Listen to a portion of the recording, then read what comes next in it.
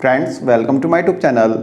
Friends, 2019 के लोकसभा चुनाव से पहले दिल्ली की 1800 कॉलोनीज़ को पास करने के लिए, यानी कि वहाँ के लोगों को उनका ऑनरशिप राइट्स देने के लिए सेंट्रल गवर्नमेंट एक स्कीम लेके आई थी 2019 के चुनाव से जस्ट पहले ही, पीएम उदय योजना, जिसमें दिल्ली की 1800 कॉलोनीज़ में रहने वाले लोगों को उनके घर का ऑनरशिप राइट्स देना था। तो 1800 कॉलोनीज़ थी, लेकिन पीएम उदय की लिस्ट में सिर्फ 1731 कॉलोनीज़ को शामिल किया गया, 69 कॉलोनीज़ को हटा दिया गया।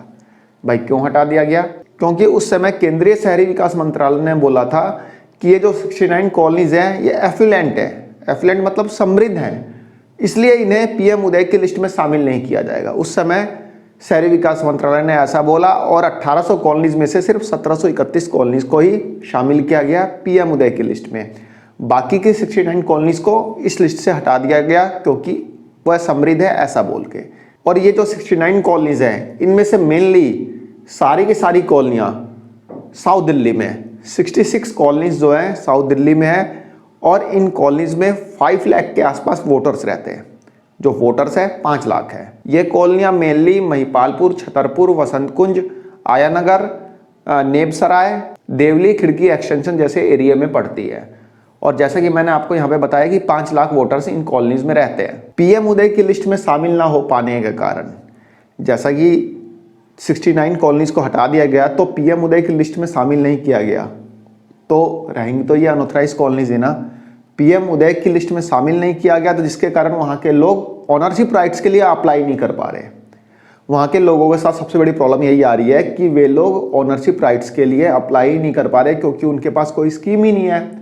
और अनऑथराइज कॉलोनीज़ का ऑनरशिप राइट्स पाने के लिए, यानी अनऑथराइज कॉलोनीज़ में अपने घर का ऑनरशिप राइट पाने का जो स्कीम है वह है पीएम उदय। लेकिन पीएम उदय इन कॉलोनीज़ पे लागू नहीं होती, जिसके कारण से यहाँ के लोग बड़े परेशान हैं।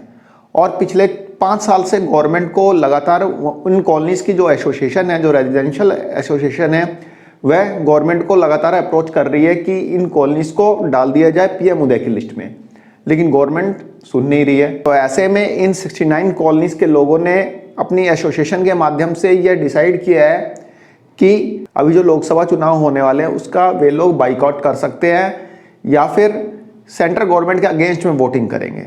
तो इन 69 कॉलोनीज़ में रहने वाले 5 लाख लोग गवर्नमेंट के अगेंस्ट में वोटिंग कर सकते हैं, ऐसा उन्होंने चेतावनी दी है।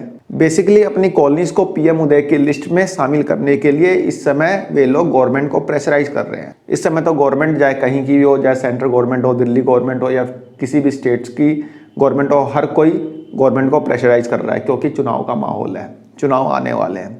इसलिए चाहे डीटीसी कर्मचारी हो, चाहे दिल्ली के जो सिविल डिफेंस वाले हो, या फिर अभी किसान हैं, या फिर ये कॉलोनी वाले हैं, कोई भी है, हर कोई अपनी अपनी डिमांड्स के लिए गवर्नमेंट को प्रेशराइज करने का कोशिश कर रहा है अपने अपने तरीकों से। अभी कल ही इन कॉलोनीज़ में रहने वाले लोगों ने कैंडल मार्च निकाला था गवर्नमेंट के अगेंस्ट में, ताकि उनकी कॉलोनीज़ को पास किया जाए, नियमित किया जाए या फिर पीएम उदय की लिस्ट में डाला जाए। इन 69 कॉलोनीज़ के जो रेजिडेंस एसोसिएशन है उन्होंने चेतावनी दी है कि अब गवर्नमेंट से बात नहीं की जाएगी, अब धरने प्रदर्शन का टाइम आ गया, अब धरना प्रदर्शन करेंगे तब जाकर गवर्नमेंट हमारी आवाज़ सुनेगी। देखते हैं क्या होता है। इन कॉलोनीज़ को गवर्नमेंट नियमित करती है, पीएम उदय की लिस्ट में डालती है, या फिर जो भी ये लोग गवर्नमेंट को प्रेशराइज करने का प्रयास कर रहे हैं, तो गवर्नमेंट कितना प्रेशराइज होती है और इनकी बात मानती है नहीं मानती है, ये तो आने वाला समय ही बताएगा। फिलहाल एक छोटी सी इंफॉर्मेशन थी आप लोगों के लिए, आई होप आपको पसंद आई होगी। धन्यवाद, नमस्कार।